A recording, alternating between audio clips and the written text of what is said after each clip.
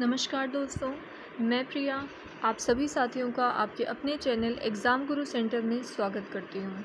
जैसा कि आप सबको पता है, इस समय हम ईवीएस के 50 इम्पॉर्टेंट क्वेश्चन, बहुत ही महत्वपूर्ण क्वेश्चन जो कि आपके जितने भी सीटेट, टेट या फिर जितने भी टीचिंग एग्ज़ाम हैं उन सभी में आ चुके हैं और हर साल अलग-अलग तरीके से वही क्वेश्चंस आते हैं। तो आज हम फिर उसी सीरीज़ के 10 इम्पॉर्टेंट क्वेश्चंस करेंगे। पहले हम 20 कर चुके हैं और आज हम 10 और करेंगे और आगे इसी तरह हम 20 क्वेश्चंस और करेंगे। तो शुरू करते हैं हम आज के प्रश्न। पहला प्रश्न है हमारा, the following are some statements regarding step wells on valleys. Valleys को वो एक स्टोर हाउस होता है वाटर का, जहाँ पे पानी को स्टोर किया जाता है। एक ट्रेडिशनल सिस्टम होता है। तो यहाँ पे आपको 4 स्टेटमेंट दिया, आपको देखना है कि चारों स्टेटमेंट उससे रिलेटेड हैं, उसको उसकी प्रॉपर्टीज़ हैं कि नहीं, मतलब उसके बारे में सही है कि नहीं। जो इनमें से गलत है इन चारों में से, वो आगे चल के यहाँ पे आपको 4 पॉइंट्स हैं, ये आपके आंसर है। आपको बताना है कि फर्स्ट और सेकंड स्टेटमेंट सही है, कि फर्स्ट सेकंड थर्ड सही है, कि सिर्फ फर्स्ट वाली सही है, कि सिर्फ फोर्थ वाली सही है। क्योंकि यहाँ पे लिखा है which of these statement is are correct. So ये 4 पॉइंट्स हैं। तो पहले हम इन पॉइंट्स को पढ़ेंगे। They are traditional system of water storage and conservation. ये एक पुराना जरिया है पानी को स्टोर करने का, कंजर्व करने का। ये सही प्रॉपर्टी है इसके बारे में। They were used as community resource. ये एक कम्युनिटी रिसोर्स, एक कॉलोनी या फिर एक मोहल्ले के लिए यूज़ किया जाता है स्टोर करने के लिए वाटर। येस, ये भी सही है। Third, they are found constructed mainly in rain parched area states. Yes, ये भी सही है। Fourth, they contain only contaminated water. Contaminated मतलब दूषित पानी। तो ये सिर्फ दूषित पानी को कंटेन करता है। तो ये वाला स्टेटमेंट इसका गलत है। कोई भी दूषित पानी को स्टोर क्यों करेगा?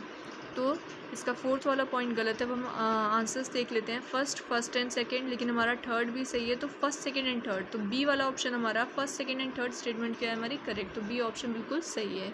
Question number 2, when one is travelling from Ahmedabad to Kerala by the train, one comes across many tunnels. These tunnels are in the hills of. जब एक इंसान अहमदाबाद से केरला जाता है ट्रेन के थ्रू, तो बहुत सारे टनल्स आते हैं। वो टनल्स किस हिल्स के अंदर आते हैं? तो ये 4 हिल्स हैं आपकी, विंध्याचल, अरावली, वेस्टर्न घाट्स, ईस्टर्न घाट। तो ये आपके वेस्टर्न घाट्स के अंदर आते हैं। The earth is round, there is actually no up and down on the earth and it is just relative. We the people of India actually stand upside down in relation of the people. जो हमारी अर्थ है वो गोल है, कोई up down नहीं है। अर्थ एक relative, just relative, वो बस रिलेटिव है। तो हम जो इंडिया के लोग हैं वो किस उल्टी तरफ आते हैं, किस कंट्री के? तो यहाँ पे आपको कुछ कंट्रीज़ के नाम गिवन है, आपको बताना है। अल्कासा, लीबिया, अल्गेरा, अर्जेंटीना सॉरी। तो यहाँ पे आपको फर्स्ट वाला अल्कासा, आप यूएसए के उल्टी तरफ हमारी जो कंट्री है इंडिया, वो आती है। Question number 4, it is advised to put oil on stagnant water to prevent breeding of mosquitoes. This is because so it is ये हमारा क्वेश्चन नंबर 4 में बोलता है कि जो एडवाइस किया जाता है कि पानी के ऊपर तेल को डाल दो तो मच्छर जो है वो वहाँ नहीं पनपेंगे, ज़्यादा नहीं आएंगे ज़्यादा। तो ऐसा क्यों होता है? तेल डालने के बाद ऐसा क्या होता है कि वहाँ से मच्छर चले जाते हैं? First option, oil cuts off oxygen supply, thereby stops a breeding of mosquitoes. Oil क्या करता है? ऑक्सीजन सप्लाई को कट ऑफ कर देता है उस जगह की। Thereby stops the breeding of mosquitoes, तो वहाँ पे जो मॉस्किटोज है उनका पनपना बंद हो जाता है। B, mosquitoes are repelled by oil. Oil की वजह से जो मॉस्किटोज हैं वो रिपील्ड हो जाते हैं, मर जाते हैं या फिर ख़त्म हो जाते हैं। Mosquitoes are killed by oil, sorry, mosquitoes को ऑयल की वजह से किल हो जाते हैं, मर जाते हैं। D, mosquitoes get stuck in the layer of oil, वो जो ऑयल की लेयर होता है उसमें स्टक हो जाते हैं, फंस जाते हैं। तो ये चारों ऑप्शंस में फर्स्ट वाला ऑप्शन आपका सही है। जहाँ भी पानी है, अगर आप उसके ऊपर तेल डाल देते हो तो वहाँ पे एक रिएक्शन होता है कि उसका जो जितना भी ऑक्सीजन है वो कट ऑफ हो जाता है, चला जाता है, गायब हो जाता है, उड़ जाता है। इसकी वजह से क्या होता है, वहाँ पे कोई भी एनिमल, मॉस्किटो वगैरह ब्रीड नहीं कर सकते, सांस नहीं ले सकते हैं। इसी वजह से उनकी जो ब्रीडिंग होती है, उनका जो झुंड, वो पनपना होता है, वो भी वहाँ पे बंद हो जाता है। क्वेश्चन नंबर 5 है हमारा।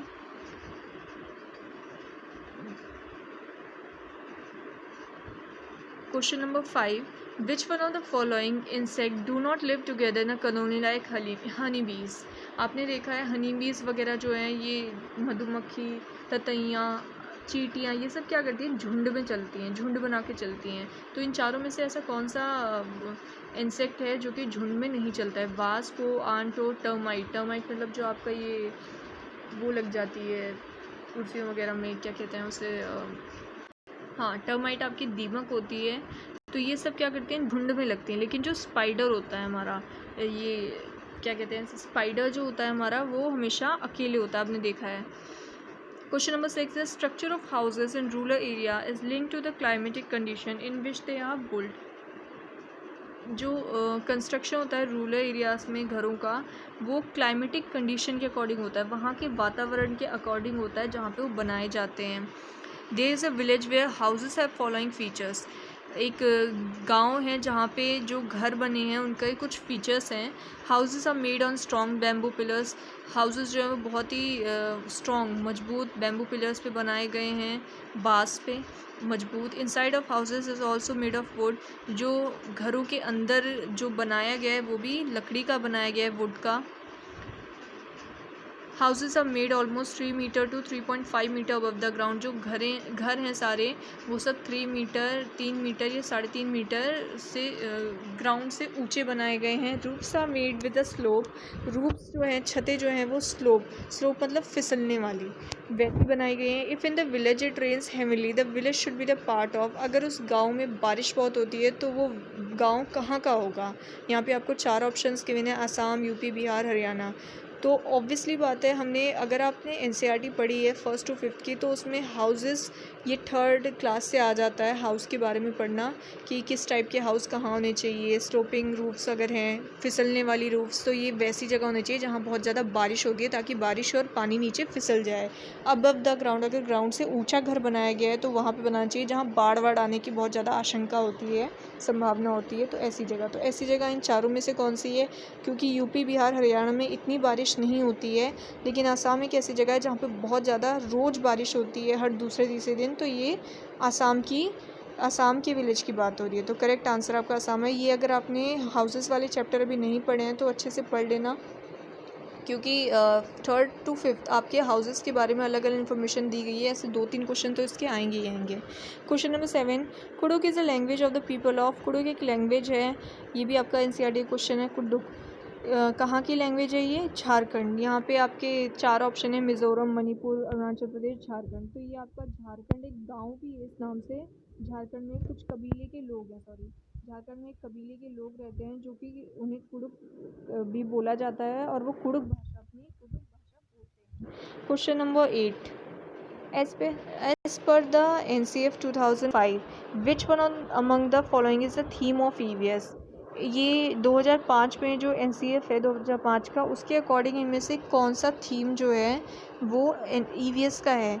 तो आपके EVS में कुछ मेन आपके कुछ थीम्स हैं जो कि, और बाकी जो उसके हैं वो उसके सब थीम्स हैं, मतलब उस चैप्टर के अंदर आते हैं। तो इन चारों में से मेन थीम आपका कौन सा एक है? बाकी सारे जो हैं तीनों बचे हुए वो आपके सब थीम है। तो पहला आपका थीम है फूड जो है वो हमारा 1st क्लास से स्टार्ट होता है, 2nd क्लास से एनसीईआरटी में, ईवीएस में, और वो चलता रहता है। पहले बच्चे को थोड़ा बहुत बताया जाता है, फिर और ज़्यादा उसके क्लासेस के अकॉर्डिंग उसकी इन्फॉर्मेशन को इलेबरेट और एक्सपेंड कर दिया जाता है। तो सोलर सिस्टम, वेदर, एनर्जी, ये सारे हमारे एक थीम के अंडर आते हैं, सब थीम। तो मेन थीम क्या है हमारी? Food. Question number 9, which one of the following is the strongest argument in favour of adopting a theme based approach in EVS? ये इनमें से 4 स्टेटमेंट्स आपको गिवन है, इनमें से कौन सा सबसे स्ट्रॉन्गेस्ट आर्ग्यूमेंट है एक थीम को अडॉप्ट करने के फेवर में? तो ये बेस्ड अप्रोच इन ईवीएस के अप्रोच के अकॉर्डिंग, क्योंकि हम ईवीएस पढ़ रहे हैं तो हम सब कुछ ईवीएस के बारे में बात करेंगे। It helps in giving a structure to lesson plan and makes teaching more effective.